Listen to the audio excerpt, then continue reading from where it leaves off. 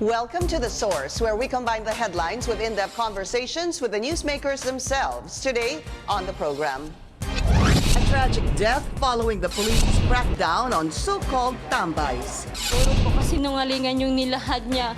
Ginawa niya pa yung pamilya ko na sinungaling. Hustisya lang naman po sa kapatid namin ang hinihingi namin. The Philippine National Police assures there will be no cover-up. Talagang merong pagkukulang yung ating mga kapulisan sa pagbantay dun sa mga detainees natin doon. Kaya napabayaan, kung may papabayaan yung ating mga pulis doon, they'll be punished accordingly. While the President clarifies his order on arresting loiterers. I never said arrest them. Baka sinabi ko, do na, you go home. But some lawmakers and human rights groups want to put the government's campaign on hold. Chief Presidential Legal Counsel Salvador Panelo and Human Rights Commissioner Roberto Cadiz join us live.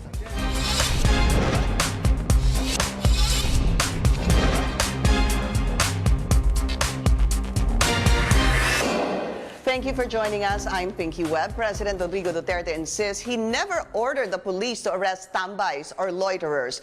In a speech he made in Davao City last week, Mr. Duterte says he is well aware that loitering is not a crime. Meanwhile, the Philippine National Police defended their operation, saying they've been doing this since the president took office. Records show that over 9,600 individuals were arrested in the National Capital Region alone. Let's go straight to the source of the story.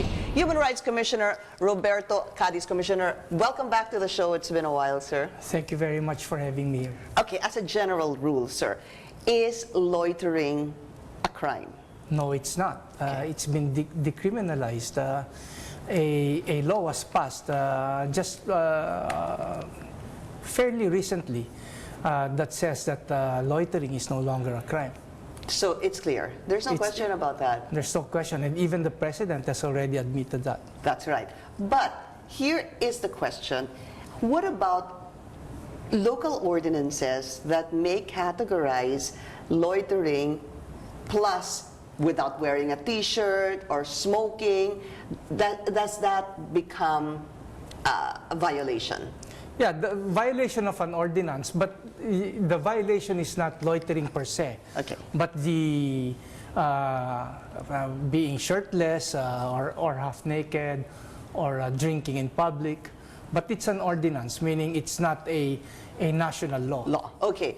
Because local government units are allowed to make their own ordinances, establish their own, implement their own ordinances. So tambay per se is not wrong, but possibly smoking could be wrong, depending on the ordinance of the city. That's right. Drinking could be wrong. That's right. So here comes the police, sir. Can the police arrest those who are violating ordinances? Yes, because an ordinance is a local law, no? It's a law that applies in that specific area. So that's a violation and they can be arrested. So is there a problem you're seeing right now with what is going on? There have been different numbers, sir, maybe 7,000 who have been arrested. Now the NCRPO chief is saying, let's not call them tambays, let's call them those who violated the law. Yeah, there's a divide, no? There's a problem, definitely, no? Because although they're saying that that these people are not being arrested because of their being tambays, in practice, they are actually being arrested. Many of them, at least, are being arrested because of tambay and not because of any violation of an ordinance. We've seen this already. In fact, the one that resulted into the death of what's his name? Genesis, yeah. He was obviously not a tambay. And this other guy, no, this group in Makati, no, they were just waiting for a friend to come out of their gate, and they were all arrested. And then this other guy who was just like a few feet away from the door of his house, shirtless. He was about to shirtless, no, but he was not even on the street. He was about to re-enter his house, and may napadaan lang na pulis, nakita nakahubad siya at inaresto na siya. So, that's an problema, Commissioner. Where is the problem? The problem is there are no guidelines. Well, the first problem is that when the president spoke before the PNP on, I believe that was June 8, no, a Friday, it was very clear, no, his sentiments against the tambay, and he even said, pagka umangal-angal, dali nyo sa Pasig at saka itali nyo yung paa, etc. Ihulog natin sa kung saan. And nagsabi pa siya na parang yan ang pinanggagalingan ng gulo. So, the clear reference was tambays in his original speech. And that's a problem. In June. In June. And that was made before the PNP. And so the very next day, I think, no, or soon thereafter, the police officers were out in the streets hauling tambays. Because of what the president said. Because of what the president the said. day before that, or a couple tapos of days before that. nire-retoke nila na bawal na yung kung tambay lang, hindi pwede. Okay, but then the president very recently clarified this statement. I believe we have that portion. Do we have the portion of that statement made by the president clarifying this tambay issue and arresting them? Let's listen. If you are drinking dyan sa alley, yung mga squatters area, if you are there making sala out of the road there, huhulihin talaga. Dito sa Davao, wala kang makita kung gano'n. Pasyal kayo. Saka yan tambay. I never said arrest them. Baka nitong mga, bakit, why don't you at least listen o i-rewind mo yung ano yung sinabi ko? Baka sinabi ko, you go home. If you are a minor, under the power of parents patria, you are the father of the nation. You can always give an advice for people gaya ng minors. Yang nakahubad ka. If you are unruly, talagang sabihin ko, uwi ka o arestado ka. That is a police power of the state. Let them contest it sa Supreme Court. So, Commissioner, is it clear to you now what the president recently said? Yes, no, well, what he just recently said is now very clear. But what he originally said, if you will allow me to quote this, is this. This was said June 14, no?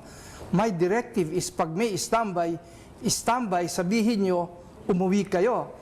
Pag di kayo umuwi, ihatid ko kayo doon sa opisina ni doon, Pasig. Sa Pasig. Ako na ang bahala. Ilagay mo lang dyan.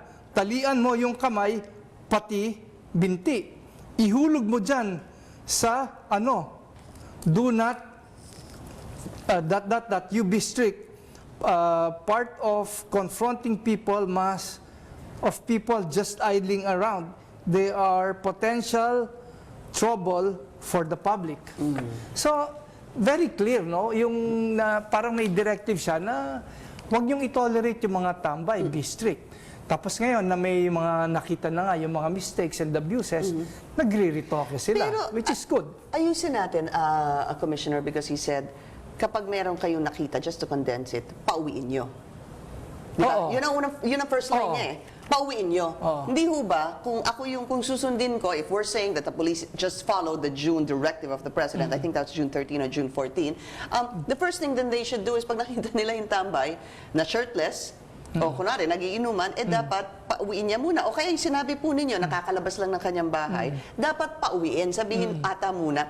Sitahin, no? Sitahin. Pagsabihan. Right. Pero like, yung mga complaints po ng mga kababayan natin, some of them are saying, kinuha na sila, hindi naman sila pinagsabihan na umuwi ka, kundi huhulihin kita. Oo, hinuli na agad.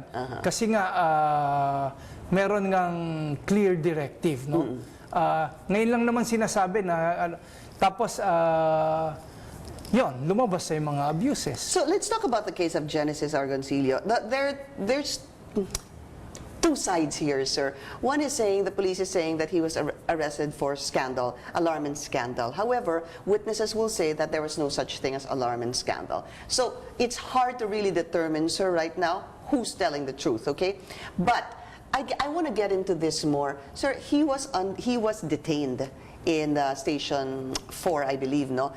That cell, if we can show that on air, that is just good for 6 people. Yet there are 136 people. So, 2 tao po, allegedly, binugbog tong si Tisoy, at eventually namatay po. Sir, may culpability ho ba ang police? Because from my understanding, Tisoy was under police custody, sir. Correct. Definitely may custody. Whether or not the police themselves were joined in the pangbubugbog, they are definitely liable because they allowed this to happen under their watch.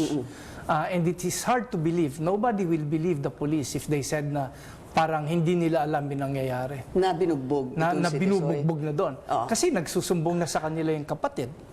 At saka, mahirap talagang maniwala na hindi kasi presinto lang yan napakalapit niyan. Yeah. So, pagka ganyong paliwanag, ang iisipin ng ordinaryong tao ay may cover-up. So you don't believe them? You don't believe what they're saying, sir? I might doubt if the police were involved, but I do not believe na hindi nila alam yung nangyayari sa presinto nung binubugbog yung si Genesis. Paano ho ba dapat lumagay ang police?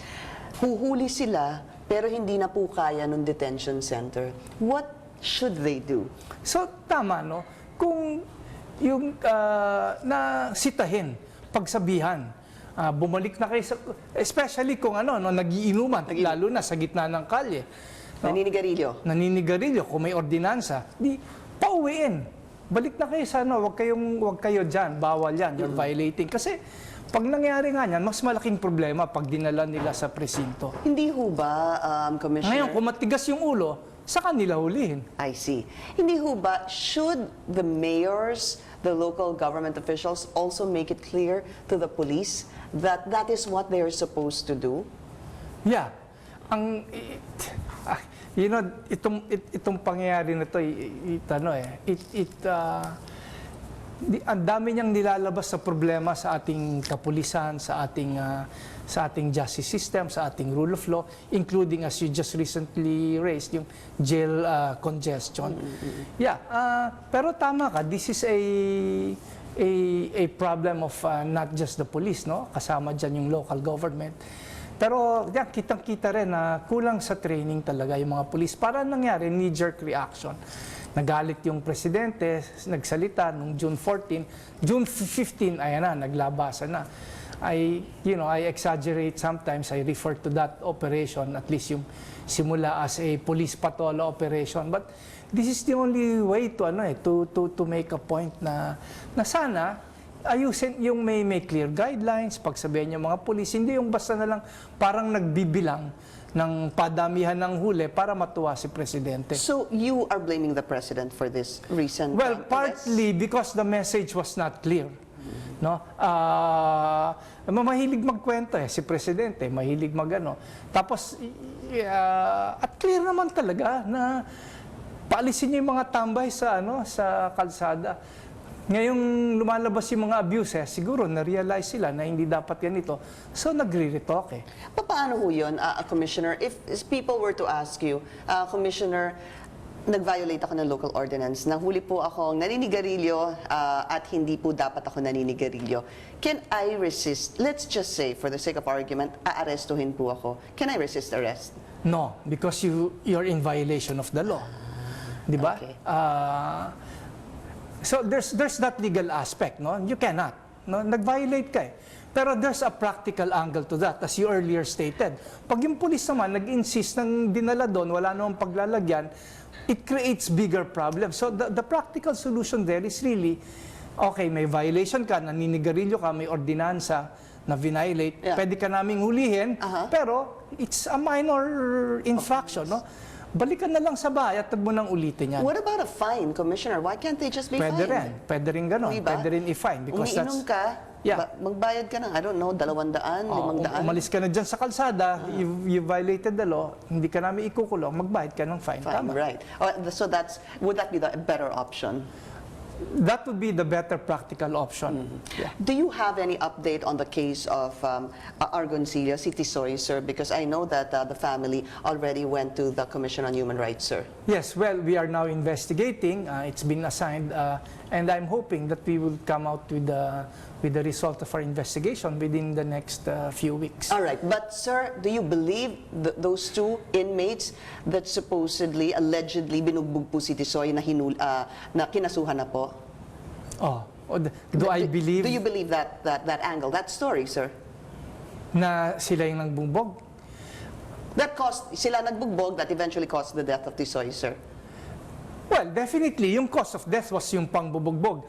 Ang medyo may duda ako ng konti, pero dapat lumabas yung investigation is kung fall guy sila. That's very possible, ano? Because obviously, there were more than just two.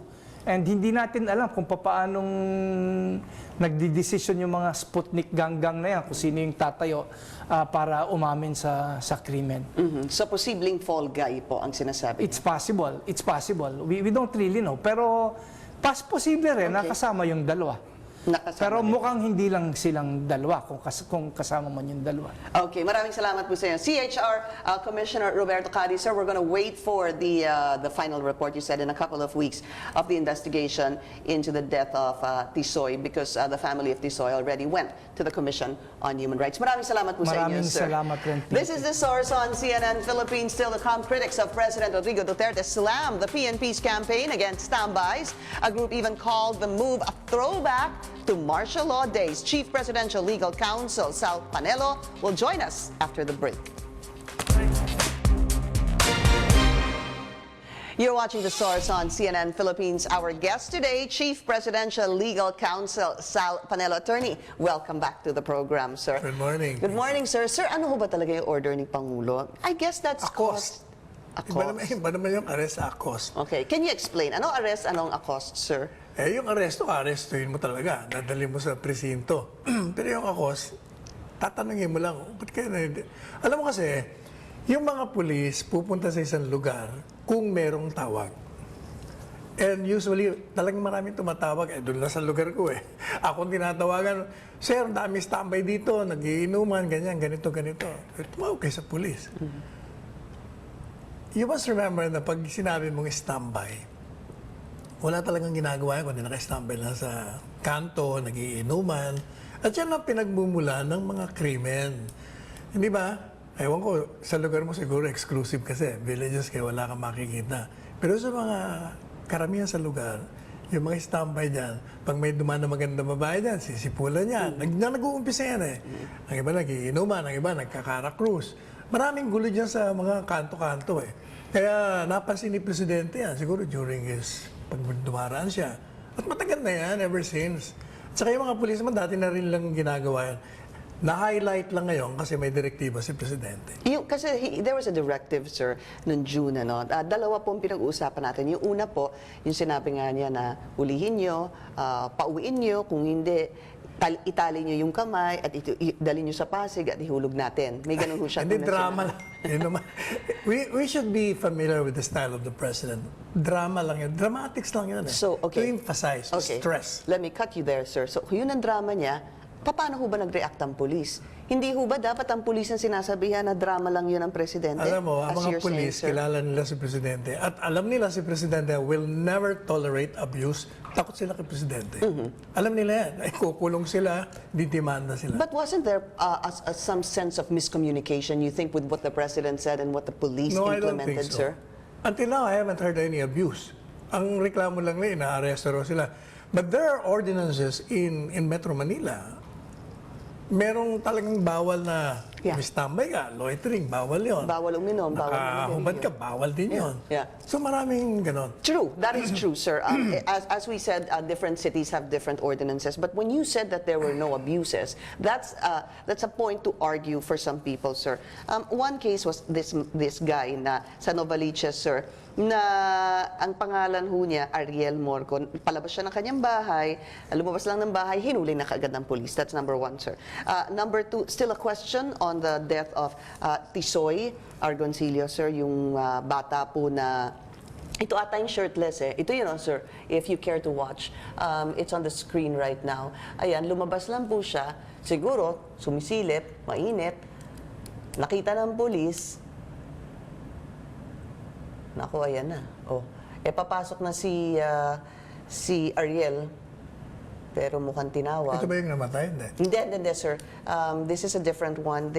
He just left his house. Lumabas lang po siya. para sinilip, ewan ko, siguro sir, meron siyang hinahanap, kinuha na po ng police. What do you think? Isn't that an abuse, sir? I mean, he was just one Saan ba lugar ito? This is in Novaliches, Quezon City, sir. Sa Novaliches din po ito. Ako, may ordinansa doon na bawal na nakahubad sa labas ng bahay. I guess, sir. I guess so, sir. I would have to agree with that. But, sir, Pag yan ang but that was 2-3 feet from his home, sir. Kung may ordinansa na bawal ka sa labas ng bahay mong nakahubad ka, talagang, Bahay pa rin naman niya yun eh. Perimeter pa rin yan ng bahay niya kalsada na yun eh. Tapos lumabas ka na ng bahay mo eh. Yeah, but here's the Diba, thing, kalsada yan, attorney. Isn't the police taking it, I don't know, sir, are they so strict about it, you think? I mean, Dapat nga maging stricto ka in enforcing the law. Ang problema nga sa atin nga, nagiging option yung pagsunod sa batas. Yan nga nirereklamo ni Presidente. In this country, following the law has become an option. Dapat talagang compliance, strict obedience to the law. so you're saying, attorney, just to be clear, like that man who was just 2 feet out of his door, the police had every right na arestuhin siya. Basta nasa labas ka ng kalsada, public na yung kalsada eh. Aha. So, aresto ba dapat o accost? Kung the ordinance says bawal, pwede kang aresto eh. Because wala kang Wala ka sa choice bahay. dahil that's a local ordinance Oo, that you ordinansa mo violated. yun eh. You think it's right though, sir? There is an ordinance. Sabi nga, dura lex sed lex. The law may be harsh, but it's the the law. law. So you have to comply with it. And so now let's go to the other problem, sir, of congested detention centers. So to be practical about it, as Commissioner Cadiz would say, tama naman po sinabi niya that you violate an ordinance, pwede ka talaga hulihin kasi yun ang batas doon sa syudad na yon. However, sir, punong-puno na yung mga detention center. Isn't it more practical, he says, sitahin mo na lang, sir, or why not pay a fine? Pag ganun lang ginawa mo, babalik din yun. Di ba? Kasi nakalusot siya eh. No, pay a fine, sir. Magbayad ng fine. But you know, that is not the procedure. There's a protocol for that. You have to file charges. The court has to determine whether or not you have violated the law or not. Hindi mo pa pwedeng, mag-fine ka dyan. Inilalagay mo yung batas sa kamay mo. May demanda yan eh. But aren't other local ordinances that way, sir? That if Lahat ng you... ordinansa, kailangan, pag may violation, hindi demanda mo sa hukuman. Okay, so papaano ho, kung magpatuloy po ito at punong-puno na yung mga detention center, papaano ho yung karapatan naman ng mga detainees sa loob ng overcrowded? Station 4, QCPD, let's put that back on the air, sir. Ito yung story ni Tisoy Argoncillo, Yeah. sir. So napunta po siya doon, sinabi alarming scandal. That, of course, I know this is not new, sir, but that's good for 6 people. There are 136 people there, sir. So, how do you describe that? Papaano ho yun? Magpapatuloy sila dahil nanghuli sila ng taong nag-violate ng ordinance? Pwede pong isiksik pa dyan? O, di humanap ka ng ibang paglalagyan. Dami namang mga presinto na may kulungan, di ba? Like in Quezon City, marami namang presinto eh. Hindi ho kaya puno na, Attorney Sal? Pero hindi siguro kasi puno ng 6 na tapos 130 plus. But let's take his case, sir. Pag-usapan po natin. So, alarm and scandal. Ang sabi po ng police, alarm and scandal. Ang sabi po ng witness, wala naman daw pong alarm and scandal dahil nagpunta lang sa sari-sari store, nagpa-load at may chine-check na video sa kanyang telepono. Let's listen to what the witness had said about the story or the situation of Tisoy Argoncillo. Nandiyan po kasi nakaupo yung hinuli. Nagsisil po, nakataas yung 2 paa. May katabi pong basiyo ng Great Horse. Pinahawak po sa kanila, 2 kasi po sila. Pero nagiinuman po sila? Hindi po, basiyo lang yung bote, nasa likod niya. Okay. Bali, sabi po ng pulis, ebidensya ito, sabi nung isa. Picture, sabi niya. Hawakan niya ito, pipicturan. Ebidensya ito, dalahin yung bote, sabi po ng isang pulis. Ginagawa bang gulo yung 2 na nahuli? Wala po, nanonood po sa cellphone. Attorney Sal, what are your thoughts on that? According to yung colonel na, napanood ko siya sa TV, on the record daw, may nagreklamo. Kaya inaresto. Now, doon naman sa pagkamatay sa loob ng presinto, alam mo, ako, sanay ako doon sa loob ng mga kulungan kasi dami kong hinawakang kaso eh. Alam mo, talagang bubugbugin ka sa loob ng ng mga, anong tawag nila doon? Para may mga leader doon. May mga gang. Gang at saka may leader. Yung parang Mayor. pinaka-mayor nila doon. Pag nakakursunadahan ka, lalo pa yung kwento nung parang lakad daw sinadakad doon, dami niya naaapakan talagang magre-react sa kanya. But I do not discount the possibility na may kasama ring nasaktan siya ng pulis. Pero kaya iniimbestigahan Basta ang importante, this administration will not tolerate any abuse on the part of the police. So, but you said that you're not discounting the possibility na may pulis din na nambugbog. Siguro, baka nung dinala niya, bago niya dinala sa loob ng kulungan, pwede yan Alam naman nating nangyayari yun But, hindi ubre yun pag nalaman at ganun ang ginawa mo. Pero Attorney Salas, you mentioned, of course, we've known you for that, na marami naman ho din kayong kliyente na napunta sa kulungan. Before we go on a break, I just want to ask you this. Kung yun po ay kliyente mo, tapos napunta doon sa 136 na dapat pang-anim lang na detention center, again, di naman po bago, but it should be unacceptable ni Huba, sir. At nabugbog, supposed to be, at namatay, how would you react to something like that? Hinuli ho siya due to alleged alarm and scandals. You must remember na narinig ko yung colonel na sinasabing they're filing charges against 2 suspects. So, ibig sabihin, meron na silang ebidensya. Okay. So, may nangyari talaga sa loob ng Napambubugbog. So, here's the next question. So, sinabi nga na may dalawa, sir. Ano ho bang culpability ng police? Hindi ba that detainee was under their custody, sir? Siguro, pwedeng neglect of duty kung hindi nila nalaman yung pambubog sa loob. Pero alam mo, kuminsan, hindi mo kung gaya niya, kung punong-puno, congested, takpan lang yan kung paano mo malalaman. Di ba sinabi nung colonel, sabi niya, pinunta namin O ano nangyayari dyan? Hindi naman nakita niya nabubugbog. Kung nakakantang-katakan, ganito, ganyan-ganyan lang yan. But would it be easily neglect of duty, sir? Because nabugbog sa kanilang kustodiya. Well, definitely, dahil ano nila yan responsibility nila yan So, how siguro nga, i-decongest nga yung jail. That's one Decongest. solution. I-decongest mo yung jail. Gumawa ka pa ng mga kulungan. How must we proceed with this, sir? With regards to, I know that the President also very recently, he clarified that statement on arrest, no? Pero we only have a minute left. So, how should we proceed from here on? Paano kaya with the police at doon po sa mga taong nahuhuli? Siguro ang advice ko na lang, kasi marami naman pwedeng gawin sa bahay, hindi ko rin maintindihan. Alam mo, nung mga bata pa kami, ang nanay ko, napaka-stricto. Anong ginagawa niya sa kanto? Ang daming pwedeng gawin dito sa bahay, kahit wala kayong trabaho. Di ba? So, at since yan ang pinagmumula ng mga gulo at krimen, dapat talaga ang presidente natin, ang tungkulin niya, pangalagaan niya ang kaligtasan ng mga kababayan natin. He's just enforcing the law. All right, just very quickly, sir, I want to get your reaction on a recent statement made by the President against God and probably Christianity, sir. He's getting some flack for this nung sinabi nga niyang he used the word stupid, sir. Hindi, parang ang dating sa akin, stupid yung proposition. Parang kini-question niya yung interpretasyon ng creation. Not God. Iba. Pag pinakinggan ko siya noon sabi ko, he's questioning. Hindi ba, ano ba ang nasa Bible? Yun ang interpretasyon ng mga writers ng Bible. So, ang dating sa akin, he's questioning the interpretation of these writers na yan ang ibig sabihin ng creation. Even if the words, "Who is this stupid God," were uttered, sir? Hindi, I think he's referring doon sa, hindi naman ang ganda nagsalita niya, di ba? Tungkol sa Biblia, di ba? There are gospel writers according to Saint Mark, to ganyan. Ito yung, ganun yun. Okay. He's just disputing that proposition. So, you're saying that the President is not calling God stupid per se? He believes in God. His recent speech, sabi niya, I believe in God. But hindi yung God ng sinasabi niyong ganito, hindi ako naniniwalang ganyan ng Diyos. So, parang nag-uumpisa ho with the creation because doon naman nag-umpisa yung kanyang speech. The creation, Adam, Eve. Basta tingin ko sa kanya, he was questioning that proposition na ito yung essence ng creation. And it was perfect.